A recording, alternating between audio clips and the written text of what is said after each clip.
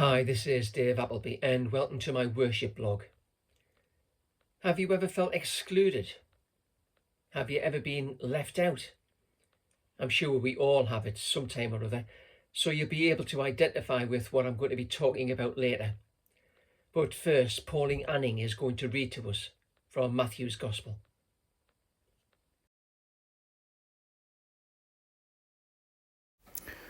Jesus took a trip to Tyre and Sidon. They had hardly arrived when a Canaanite woman came and pleaded, "Mercy, Master, Son of David, my daughter is cruelly afflicted by an evil spirit." Jesus ignored her. The disciples came and complained, "Now she's bothering us. Would you please take care of her? She's driving us crazy." Jesus refused, telling them, "I've got my hands full dealing with the lost sheep of Israel." Then the woman came back to Jesus, dropped to her knees and begged, "Master, help me." He said, "It's not right to take bread out of children's mouths and throw it to dogs." She was quick. "You're right, Master, but beggar dogs do get scraps from the Master's table." Jesus gave in. "Oh, woman, your faith is something else. What you want is what you get." Right then, her daughter became well.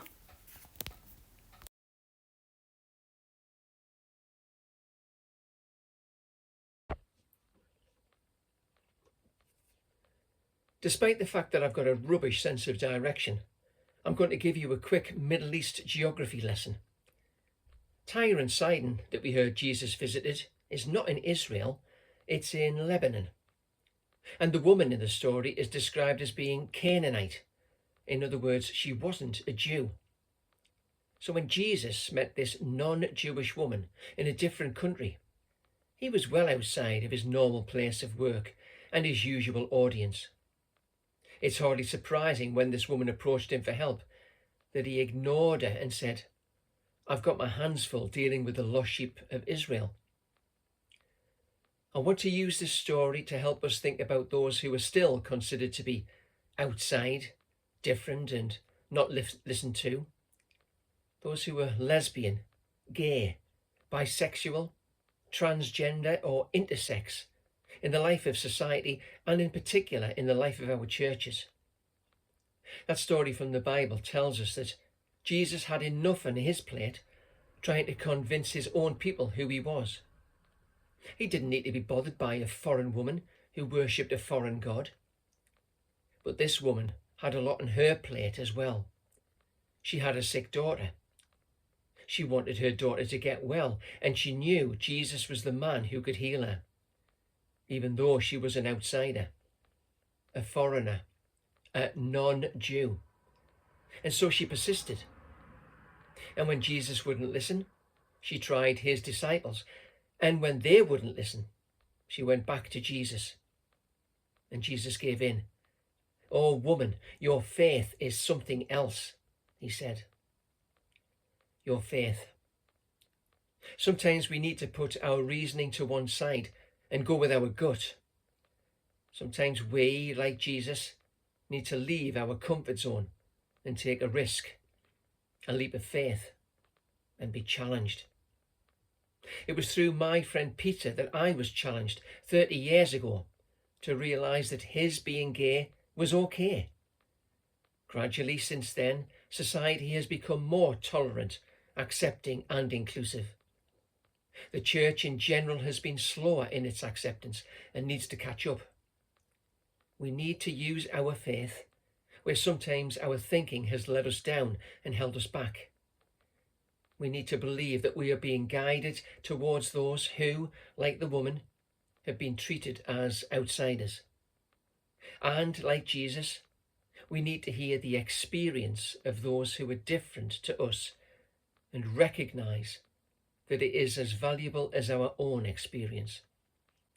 Sometimes we need to put our faith before our understanding, because faith means believing in something before we can see it.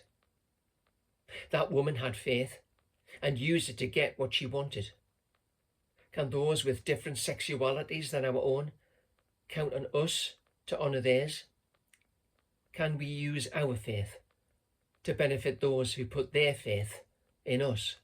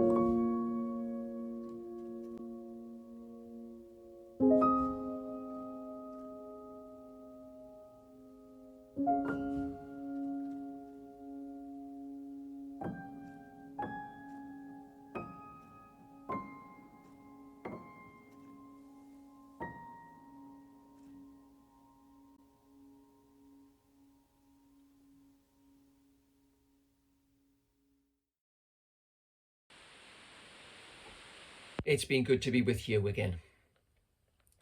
The challenge to us is the challenge of the Canaanite woman, to use our faith, to move forward, not just for our own sake, but for the sake of us all, especially those who feel excluded, and to hear Jesus applaud when he says to us, "Your faith is something else."